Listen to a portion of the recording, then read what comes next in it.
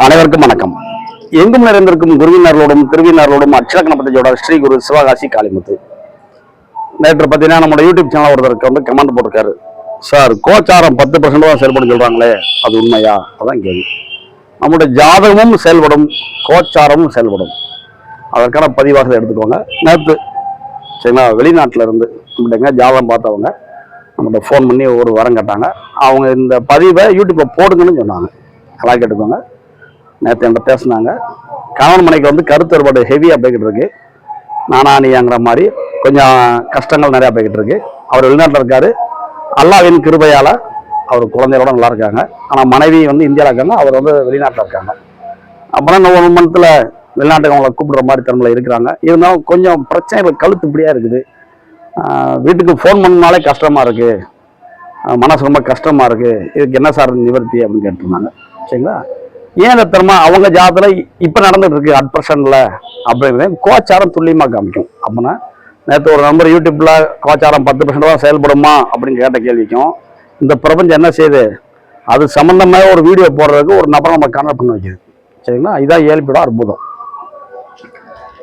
இது வந்து ஒரு இஸ்லாம் மதத்தை சேர்ந்தவுடைய ஜாதக அமைப்பு. சரிங்களா, பிறப்பாள லக்னம் விருச்சிகம். இன்றைய அட்ச லக்னம் அப்படிங்கிறது மீனத்துல புரட்டாதி 4 போகுது. குரு பவன் எங்க இருக்காரு? 5ஆம் இடத்துல. சரிங்களா, அப்பனா யாரை பார்க்கணும்? முதல்ல குருவை பார்க்கணும், லக்னாதிபதி. இப்ப இயங்குற நட்சத்திரம் யாரு? புரட்டாதி 4 குரு. சரிங்களா, இவருக்கு களத்திரக்காரகன் அப்படிங்கிற 7ஆம் அதிபதி யாருன்னா புதன். அவர் எங்க இருக்காங்க? இந்த அட்சலக்கணத்துக்கு 2ல. சரிங்களா, இந்த 7ஆம் இடத்துலேருந்து 1, 2, 3 அப்படின்னா இது வந்து 8ஆம் இடம். 7க்கு 8ல நம்முடைய மனைவி ஸ்தானம்.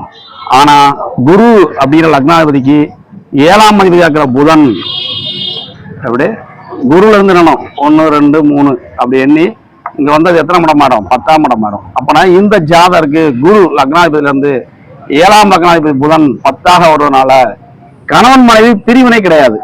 6, 8 அப்படின்னு நம்ம ஐயா சொல்லுவாங்க, சஷ்டாசகம்பாங்க. அப்படின்னு தான் பிரிஞ்சிடுவாங்க. இங்க வந்து பிரிய மாட்டாங்க. அழுத்தம் ஜாதகருக்கு மனைவி சார்ந்த அழுத்தங்கள் உண்டு அப்படின்னு ஜாதகம் சொல்லுது. எதன் மூலமா கிடைக்குது? 7ங்கிற மனைவிக்கு ஜாதகர் அப்படிங்கிறவளைய குடும்பம் அப்படிங்கிற மூலமாக பிரச்சனை இருக்கு. ஜாதோட பேச்சு, வருமானம், அழகு, தன்னுடைய குடும்ப சூழ்நிலை சொல்லுவோம்ல. அப்படின்னா மனைவி எங்க இருக்காங்க? ஜாதகருடைய வீட்டுல இருக்காங்க. அம்மா கஸ்டடி அப்படிங்கிற மாதிரி, அதாவது குடும்பம். அவர் ஒரு கூட்டு கொடுத்தோம்னா குடும்பத்துல மனைவி விட்டு இருக்காங்க, மனைவி பிள்ளையும். அங்க ஒரு சின்ன சின்ன பிரச்சனைகள் வருது, மனைவிக்கு பிடிக்கல, என்னை உற்று சாமி அப்படிங்கிற மாதிரி சொல்றாங்க. கொஞ்சம் போரு 1 மந்த்ல நான் கூப்பிட்டுக்கிறேன் அப்படிங்கிறாரு. பாஸ்போர்ட் விசாலாம் எடுத்துருக்காங்க, எல்லாம் ரெடியா பக்காவா இருக்கு. 1 மந்த்ல கூப்பிட்டுக்கிறேன் அப்படிங்கிற மாதிரி திறமை இருக்காங்க. ஏன் இந்த நேரத்துல அட் பர்சன்ட்ல இவ்வளவு ப்ரெஷர் வர்றதுக்கு என்ன காரணம்? இதுதான் கோச்சாரம். எப்படி அப்படின்னா, இன்னைக்கு தேதிக்கு மாசி 11 இவங்க வந்து நேற்று 10ஆம் தேதி கேட்டாங்க. சரிங்களா, இந்த தேதி 23/2/2025 மாசி 11. சூரிய பகவான் மாசி மாசத்துல எங்க போவாரு அப்படின்னா இந்த ஜாதகருக்கு 12ஆம் இடத்துல. இவர் யாரு? 6ஆம் அதிபதியாகி 12ஆம் வீட்டுல உறக்கத்தை கெடுத்துறாரு. 12னா உறக்கம். சரிங்களா, அதுக்கப்புறம் பாத்தீங்க அப்படின்னா 7ஆம் இடம் அப்படின்ற பெண்ணுக்கு 6ஆம் இடத்துல சூரியன் போறாரு. இவர் யாரு? விரையாதிபதி. சரிங்களா, அதே நேரத்துல இந்த 7ஆம் இடம் அப்படிங்கிற களத்திர ஸ்தலமா இருக்கிற இந்த இடத்திற்கு இந்த அதிபதியா இருக்கிற புதன் பவன் எங்க போறாரு? 6ஆம் வீட்டுல போறாரு. அப்புறம் இந்த ஜாதகி பிரச்சனைகளை கொண்டு வரணும் அப்படிங்கிறதும் இவங்களுடைய அட்ச லக்னத்திற்கு, இப்போ உதாரணத்துக்கு மனைவியின் ஏழிப்பும் போட்டா இந்த அட்ச லக்னத்துக்கு 5, 6 கூடிய சனி பவன் 6லே போறாரு. அப்புறம் என்ன இயக்கங்கள் புரியணும்? மாசி 11 போதுங்க.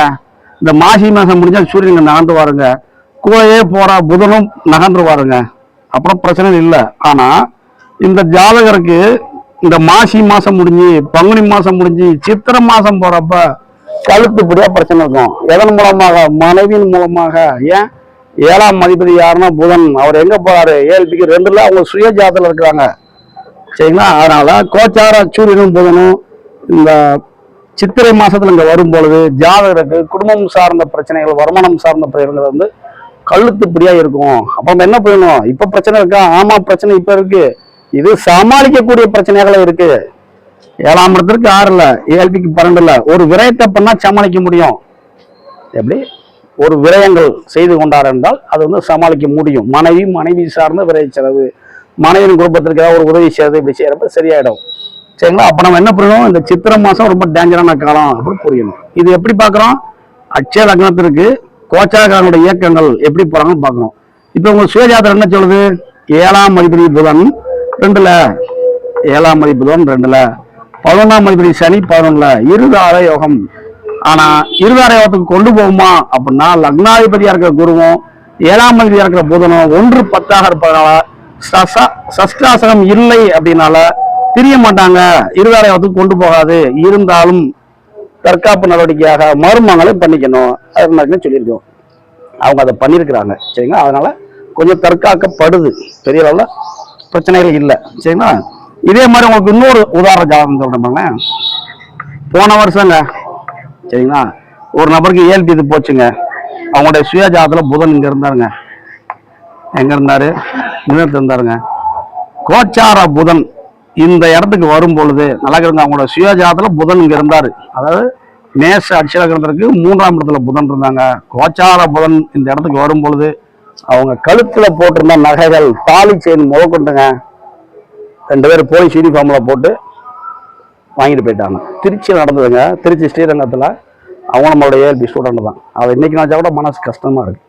பகல்ல பகல்ல டூவில் ஒன்று நிப்பாட்டி அது பண்ணிட்டு போறாங்க. ஸ்டேஷனில் கம்ப்ளைண்ட் பண்ணியிருக்காங்க. இன்னைக்கு வரைக்கும் அந்த தான விஷயங்கள் வந்து கோர்ட் கேஸ் நடந்துகிட்டு இருக்கு சரிங்களா. அது இன்னும் கண்டுபிடிக்கல, பப்ளிக் நடக்குது. ஏன் சொல்றோம், 8ஆம் இடத்துல கிரகங்கள் போகும்போது உயிருக்கு சமமான கண்டம்.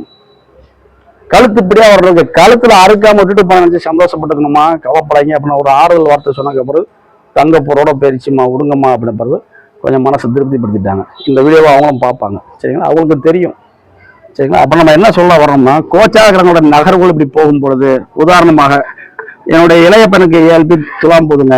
இன்னைக்கு கோச்சார சுக்கரன் இங்க போறாருங்க சரிங்களா. அவனுக்கு பார்த்தீங்கன்னா 1 வாரமா காய்ச்சலுங்க. ஏன் காய்ச்சல் அப்படின்னோம்னா, லக்னாதிபதி 1-8க்கு ஆதிபத்தியம் பெற்றவர் யாரு, ஜாதகரின் தவறுகள் நோயாக உருமாறும் இருக்கு. எப்படி, லக்னாதிபதி சுக்கிரன் 1-8க்கு ஆதிபத்தியம் பெற்றவர் 6ல போறாரு. ஜாதகரின் செயல்பாடுகள் நோயை உருவாக்கும் இருக்கு. 5 ரூபா ஐஸுங்க, சின்ன பிள்ளைங்க சாப்பிடுவாங்க. 5 ரூபா ஐஸ். ஒரு சொந்தக்காரங்க வீட்டுக்கு வந்தவங்க ஒரு ஐஸ் வாங்கி கொடுத்துருப்பாங்க. பழக்கம் பெற்று இருந்த பையன் அதை எடுத்து சாப்பிட்டான், தொந்தரவாயிடுச்சு சரிங்களா. இன்னைக்கு வரைக்கும் லீவ்ல இருக்கான் 3-4 நாளா. திங்கக்கிழமை போவான்னு எதிர்பார்க்கிறோம். ஏன்னா அவனுக்கு நேரங்காலங்கள் சரியில்லை. ஏன்னா கோச்சார சுக்கரன் வழக்கமா 30 நாள்ல டிராவலிங் ஆகி போறவரு இப்ப வெகு காலம் இந்த வீட்டுல இருக்கிறாரு. அப்ப துலாம் ஏஎல்பி போறவங்க ரொம்ப டேஞ்சரான காலம் சரிங்களா. அப்ப நம்ம எப்படி எடுத்துக்கிறோம்னா, சுய ஜாதக கிரகத்தையும் ஒரு பாயிண்ட் வச்சுக்கணும். ஒரு பக்கம் கோச்சார கிரகங்கள் எப்படி போறாங்கிற ஒரு பாயிண்ட் வச்சுக்கணும். நம்மளுடைய அட்சய லக்னம் புள்ளி என்ன போதுங்கிற மைண்ட்ல ஏத்திக்கணும். எதிர ரொம்ப கம்பேர் பண்ணிக்கிட்டே வந்தோம்னா அது வந்து நமக்கு வந்து சரியாக வந்துடும் சரிங்களா. இப்ப பாருங்க, தனுசு அட்சய லக்னத்திற்கு 4ஆம் அதிபதி குரு 6ல போறாரு. பக்கத்துல அடுத்தவங்களோட சண்டை போடுறது, வண்டி வாங்கல் ரிப்பேர் ஆகிறது, நெஞ்சு மூச்சு சுவாச பிரச்சனை, இப்படி நிறைய ப்ராப்ளம் வந்து நமக்கு வந்து தனுசுக்கு வரும். ஏன் நம்ம தனுசு சொல்றோம்னா, எல்லா ஜோடர்களுமே எப்ப பார்த்தாலும் காலபுருஷனுக்கு 1ஆம் இருக்கிற மேசத்தை சொல்லியே பலன் சொல்லி பழகிட்டாங்க. மேச லக்னத்துக்கு மேச லக்னம் சொல்லிட்டாங்க. அப்புறம் மற்ற லக்னத்துக்கு யார் சொல்றது? அதனால நான் என்ன பண்றேன், நமக்கு தெரிஞ்ச லக்னமா இருக்கிற என்னுடைய இயல்பு மெயினா சொல்றேன் சரிங்களா. அப்பனா மேசத்துக்கு ஓத்தருக்கு எல்லாரும் சொல்லிடுவாங்க. இப்படி மற்ற இயல்பிகளுக்கு நம்முடைய உதாரணமாக சொல்லும் பொழுது உங்களுக்கு வந்து இலகுவாக புரியும் அப்படின்னா, அப்பனா கோச்சாரங்கள் பலன் தருமா, பெர்ஃபெக்டா அடிக்கும், ரொம்ப துல்லியமா இருக்கும். நம்மளுடைய சுயஜாதகம் கம்பேர் பண்ணணும். கோச்சார கிரகங்கள் ரொம்ப டேஞ்சரான இடத்துல போறப்ப டேஞ்சர் கொடுக்கத்தான் செய்வாங்க அப்படிங்கிறத நம்ம புரிஞ்சுக்கணும் சரிங்களா. இப்படிப்பட்ட அற்புதமான ஜோட முறை. நம்ம வகுப்பு ஒரு பாடம் படிக்கிறோம், அது எந்த பாடமாக இருக்கட்டும், ஜோடம் சம்பந்தமான பாடங்கள். அந்த ஜோடம் சம்பந்தமான பிரபஞ்ச இயக்கங்கள் நமக்கு என்ன படித்தோமோ அதை அடிக்கடி உணர்த்திக்கிட்டே இருக்கும் அப்படின்னு வந்துக்கணும் சரிங்களா. இதில் வந்து 10% செயல்படுமா 100% செயல்படுமா அப்படிங்கிறத விட செயல்படுகின்றது கோச்சாரங்கள் அப்படின்னு நீங்க உணர்ந்தாலே போதும். அனைவருக்கும் நன்றி. வாழ்க வளமுடன்.